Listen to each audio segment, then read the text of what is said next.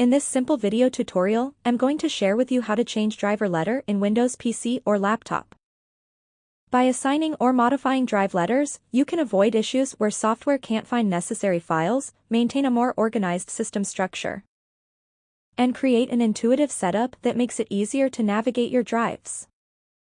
To do this, simply head to your search bar and search for Create and Format Hard Disk Partitions. The Disk Management page will get opened.